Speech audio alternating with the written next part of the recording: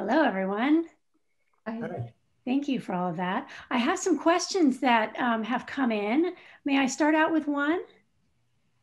So I'm with you all the way, but I haven't heard much discussion about what happens to all the farms and businesses that currently produce meat, fish, eggs, milk, etc. Are there ideas for solving the economic impact when we get the world to give up those things? Yeah, it's a very important point, actually, and I'm very sympathetic to that. I would say that there are workarounds addressing that, but it is true that it is somewhat of a challenge that, let's say, a thoughtful administration will have to balance, as we pursue aggressively our environmental goals, how we balance that with ensuring that any negative impact on livelihood of working people is properly offset by additional policies. I would say this question resonates so much in me that I have now multiple papers, really 3 going on 4, about various aspects of that, basically asking how can you geophysically and nutritionally optimize the presence of animal-based farms so as to live within our allotted damage, let's say, simply put.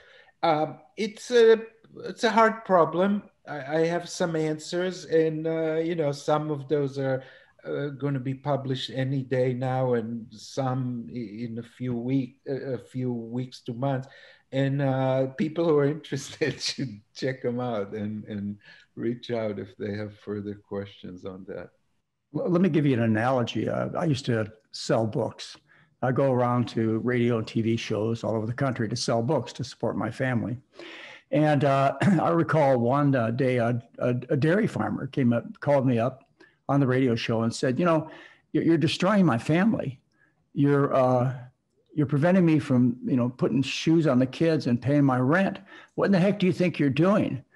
And my response to him was, what if we were talking to a tobacco farmer?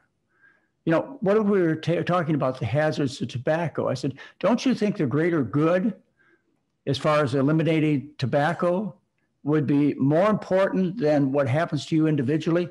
Even though I realize we need to make sure that these people aren't lost and they're taken care of. But, it's to the point you were trying to make when I asked you the previous questions.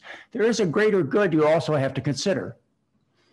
Yeah, absolutely. I'm just thinking there are some reasons why cattle are uniquely important to agriculture. And that is what these papers collectively address is how do you create a set of distributed production such that you optimally take advantage of ruminants on the landscape. And ruminants do have pretty indispensable roles to play in hastening biogeochemical cycles, helpful to land productivity. So some caution is warranted here, and that's what those papers try to quantify.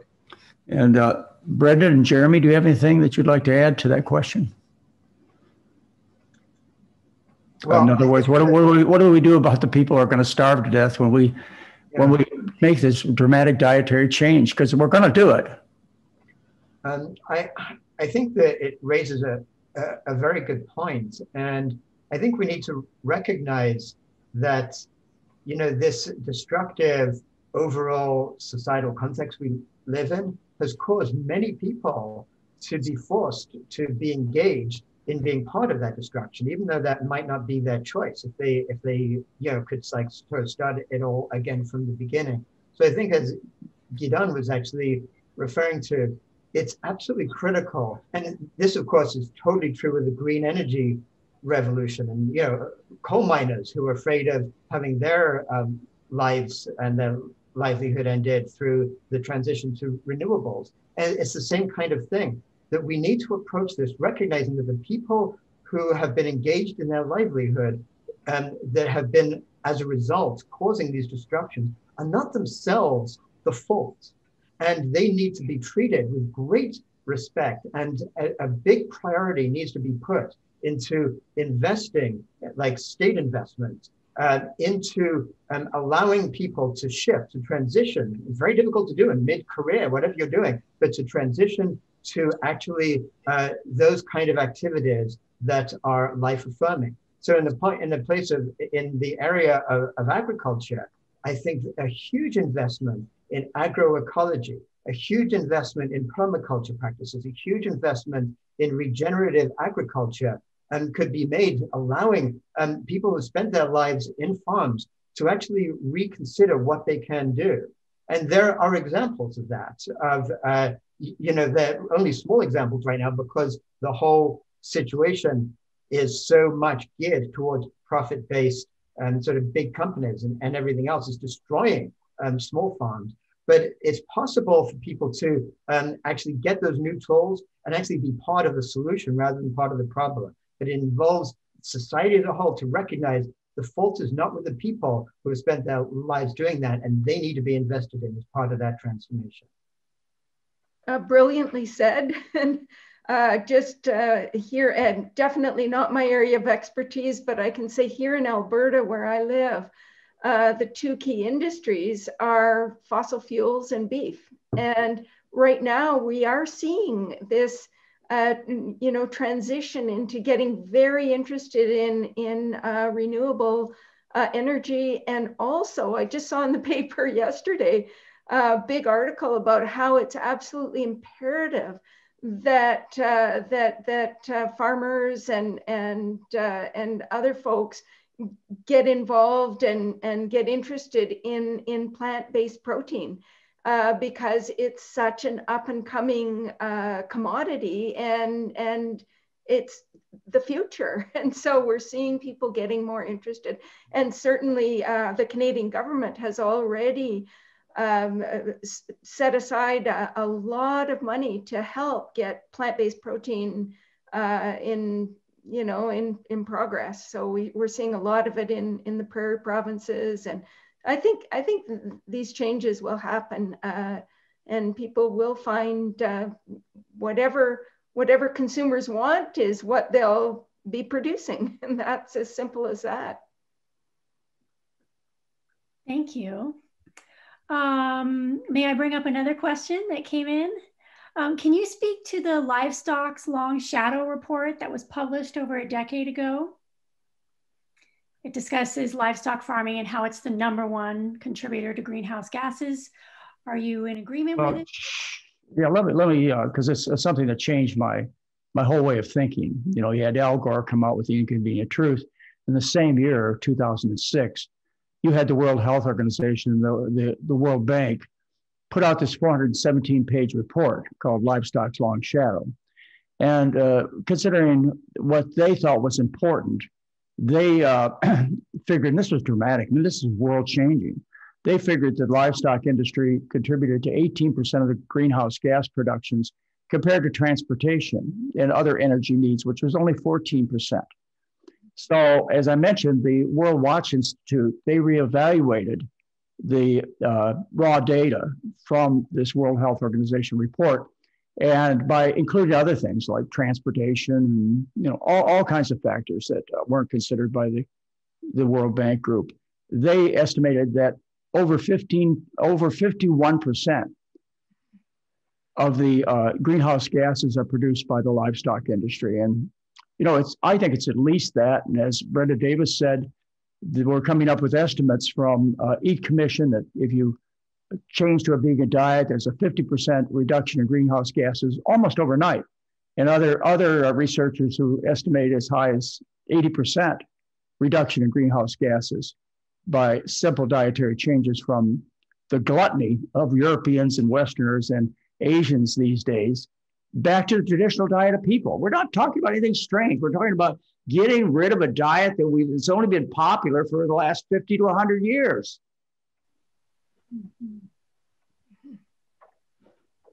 Thank you. Next question, unless there's anything you would like to bring up, Dr. McDougall. About what? Well, I've got a question about palm oil. We haven't talked about that. Oh, I would rather defer that one to Brenda Davis or to our other guests. Let me just say about livestock long shadow. I never cite this because I don't trust the methodology is hopelessly flawed, and I take strong issue with that report. And the numbers that were kind of thrown around here conflate two distinct measures that have to be very clearly distinguished. One is, what is the fraction of total emissions, either in the US or globally, from agriculture? I address that in my talk. Directly, 9% in the US, indirectly, call it 1/5, 20%. Nothing even remotely close to 50% is warranted.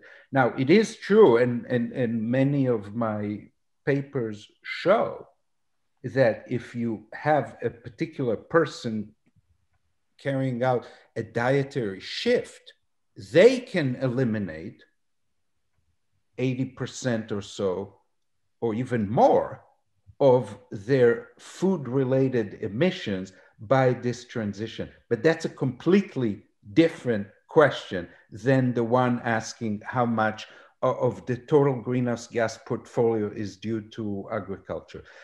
The most careful and responsible answer is somewhere between 15 and 22%, and definitely not any more than 25.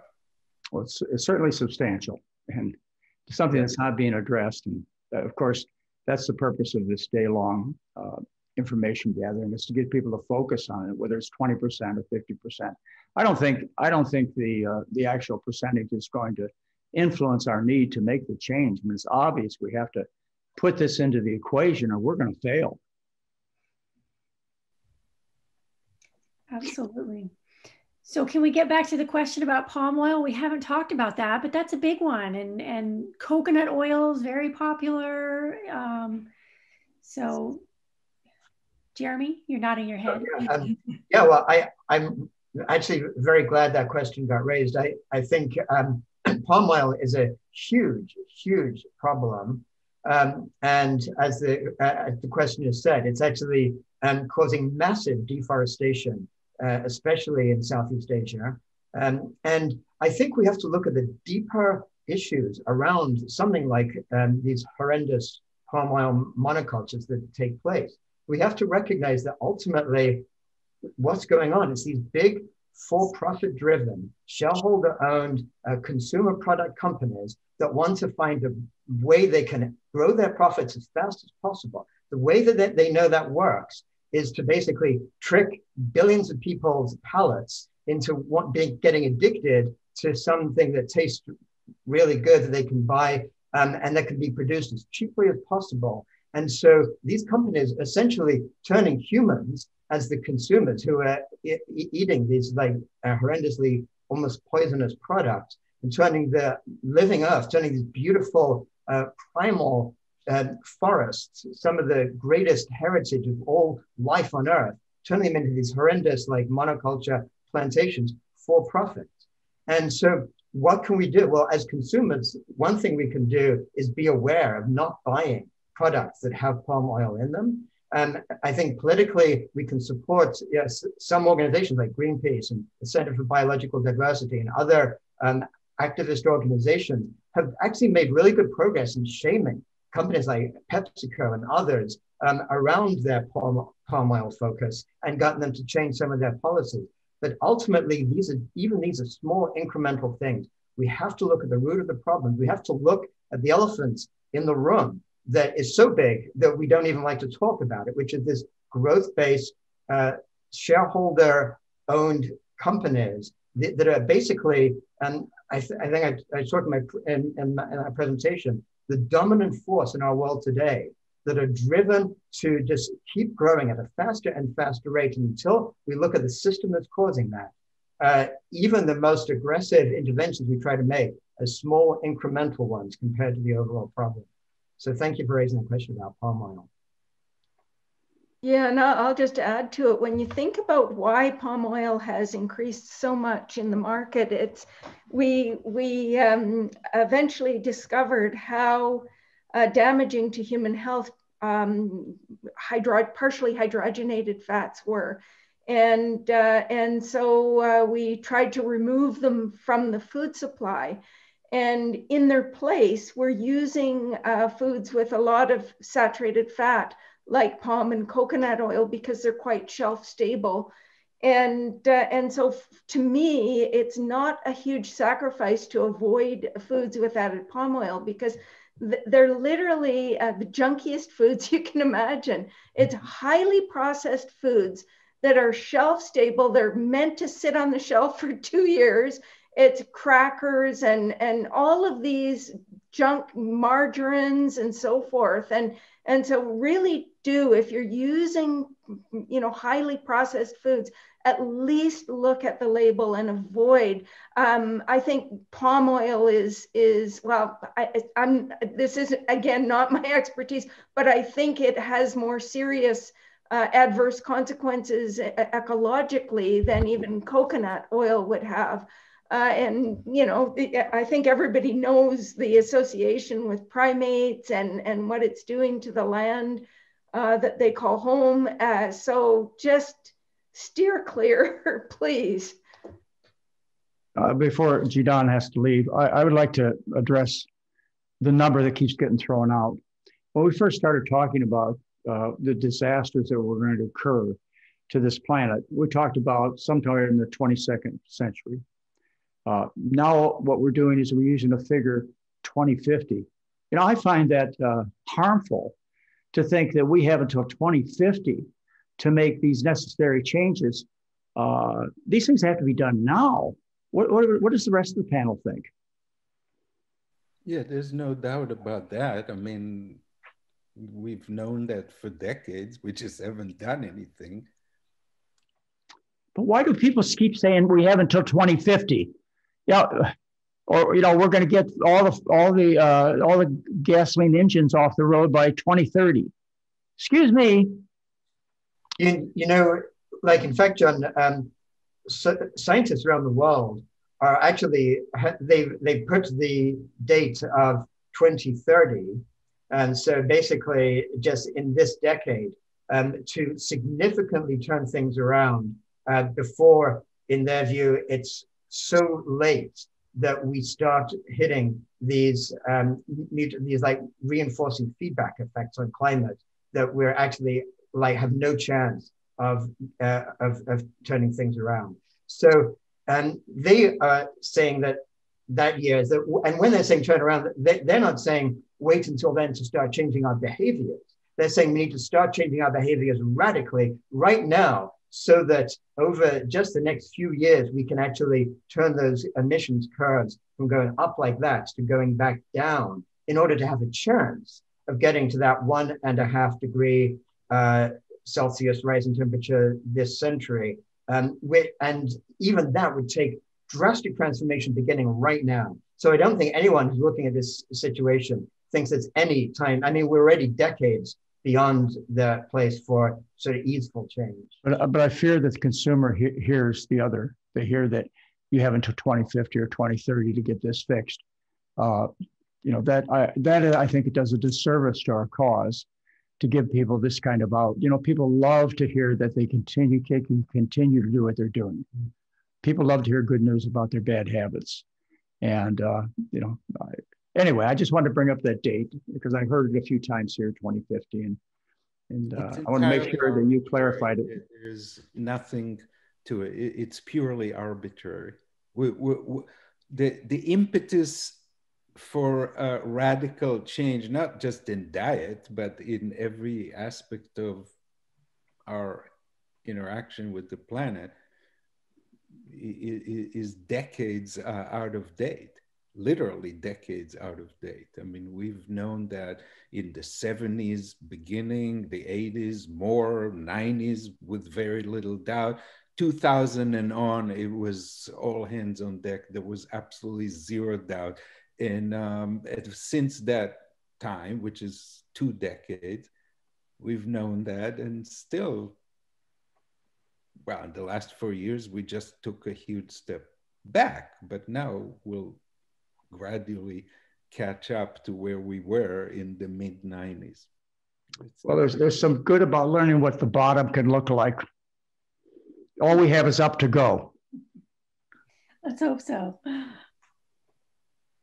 Well, I'm just afraid that, it seems like people need to be hit over the head with something before they make change. I mean, so often, when do people come to our live-in program, Dad? It's when they're faced with like bypass surgery or something major, that's going to happen to them. And I'm just afraid that, we're going to wait until we're getting beat over the head with, although I kind of already feel like we are, and it's going to be too late. We're getting the warning signs. Why aren't we acting? Jeremy, why aren't we acting? Well, I think one of the most important things to do is look at this word "we" that gets put out a lot, because I mean, this is sort of classic in these conversations. We knew about this, but we didn't do anything about it. Well, actually, we is a very disparate group of people. I mean, we are part of we is the people who have actually from our lifestyles in the global north. And all of the affluence we've had from decades of this problem. May I interrupt for 1 second? I'm so sorry, but Gidon has to go, and I just want to say goodbye. Thank you so much for your time. Great contribution. Thank you. Thank you very much for adding to a very successful day. It was wonderful. Thanks. I know we'll be in contact with each other again. Very good. Looking forward. Yeah, no doubt about it. Take care, everybody. Thanks a lot. Thank you so much. Bye-bye. Okay, I apologize, Jeremy, for cutting you off. Sure, yeah. But anyway, so we I think it's really important to sort of break down these kind of weeds. It's a little bit like sometimes people talk about the Anthropocene. We're in the Anthropocene now, which is like this geological era that's caused by human activity. But then we have to say, well, is it humanity or what is it? And so actually most of the people in the world right now who are going to be dealing with it, who are already dealing with the devastation of climate breakdown, didn't actually cause it. And they're actually, and their generations before them didn't cause it, because they're in the global south who have just contributed a tiny amount of these emissions to the world. So that's one way. And then the other way that breaks down, of course, is there are many people who have become super aware of these problems, fighting really hard to try to raise awareness. And then you have things like the fossil fuel companies that knew about this even before any of us did. I mean, believe it or not, there were reports that were being made in the 1980s, 1970s even, to the actual industry group that includes all the fossil fuel companies, warning very accurately about exactly what was going to happen. And for some decades, they studied it. And there's internal memos in ExxonMobil, actually part of lawsuits. So you can see these online, where their actual senior scientists are saying, we've got a serious existential problem for humanity unless we start doing things about it now. And that was being spoken about at Exxon. And they made the deliberate decision to basically lie to the human population. They made the decision to actually, they hired the same people who had been paid for decades by the tobacco industry to come up with false reports, attack the scientists who were showing what was going on, obfuscate things, pretend that it needs more study and all this stuff, and causing untold millions of people to die from nicotine poisoning, everything else. All those decades, they used the same people to basically keep this sense over the last few decades of, is there a problem, giving ammunition to these climate denialists, all these things. I mean, these are people who, in my view, are guilty of some of the greatest crimes against humanity, crimes against the whole living earth that have ever been conducted in history. And they're walking around, not just free people, but actually, respected executives, some of whom even had positions in Trump's regime in Washington. So we have to be aware that these have deliberately, it's not like we knew about it, we didn't do anything. People knew about it and deliberately have tried to make more billions of dollars in profits at the expense of future generations and people living right now. Thanks, Jeremy. It's, you're right. It's not we, it's there's a difference. Agreed. Brenda, did you want to comment on that? I think he covered it beautifully. So I want to bring up psychedelics again. Someone had a question. Could meditation have the same effects as psychedelics in connectivity? Well, shall I speak to that a little bit? I think it's a really good question. And I think meditation, I'm actually a meditator myself. I meditate essentially every day. I think that it can be a very, very valuable and important tool to actually to deconstruct, again, these places of separation that our culture gives us, and to get more connected with ourselves and connected with others. There are different types of meditation. There's particular meditations around compassion, where we actually learn to reconnect with what is natural in our hearts, to really connect with people in compassionate ways. So I think that can be very valuable. And I don't think we can really compare meditation and psychedelics, other than the two actually tools together can be incredibly powerful. I mean, psychedelics without the kind of intentionality and conscious awareness that meditation can bring can lead people to go all kinds of weird directions that are not necessarily helpful at all.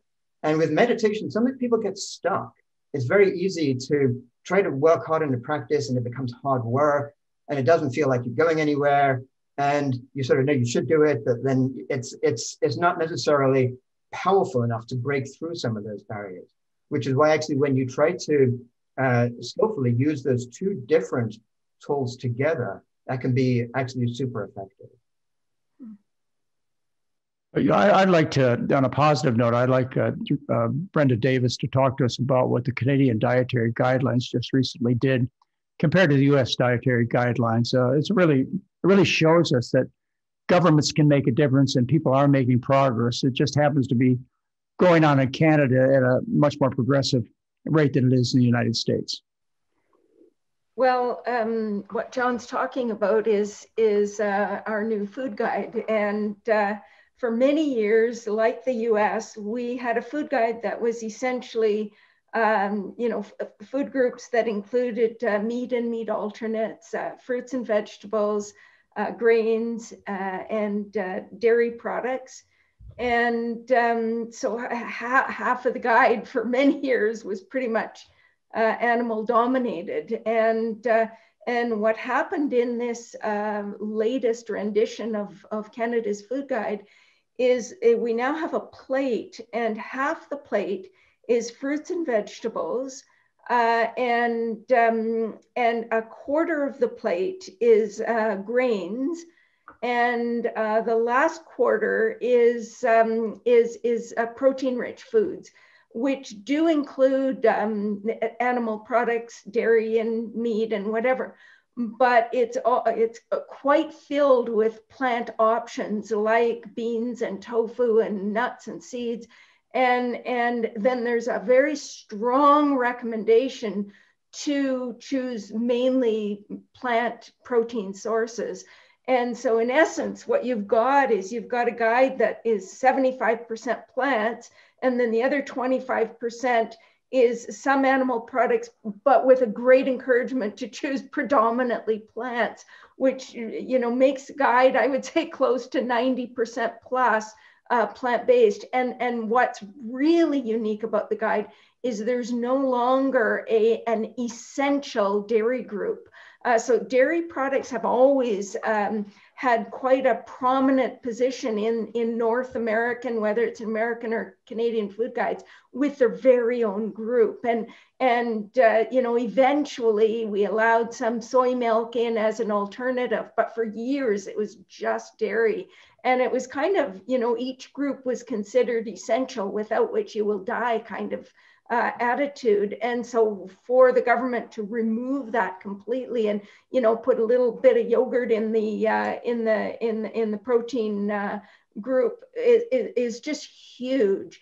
And so basically, essentially what happened is the Canadian government was very successful in keeping the industry out of the decision making in developing the food guide. So whereas in the States, there's a lot of input from industry, if you will. And so with the Canadian food guide, they really wanted it to be evidence-based. And I know my writing partner, Vasanto Molina, and I, and a number of other people, you know, we were able to have some input and give comment. And we really strongly suggested to Health Canada that it is in fact racist to include dairy as an essential group, because dairy products, an estimated 68 to 70% of the world's population can't even tolerate this stuff, are lactose intolerant. And to have a guide that makes it essential is forgetting about this vast majority of human beings, many of whom are citizens of this country, who can't tolerate this stuff. So, so we were absolutely over the moon with their decision to make this guide more inclusive, less industry influenced, and more science-based. So, and I think what we've essentially done is we've got a guide that is an example for the world. So I'm really proud of Health Canada for what they've done. And I can tell you it's not without pushback from industry. I can remember when I was, you know, first we wrote, the first book I wrote, I've written 12 books now. And the very first one was called Becoming Vegetarian. And this was back, and we started it in 1992. And it was a book that was kind of vegan in disguise.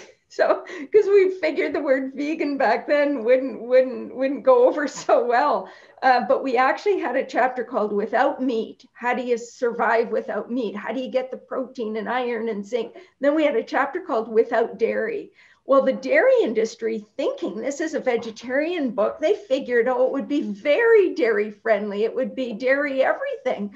And when they saw it, they actually wrote a 45-page rebuttal to our book and took a full-page ad out in our professional journal to criticize, to actually call us irresponsible dietitians. Imagine registered dietitians saying you could survive without dairy. It was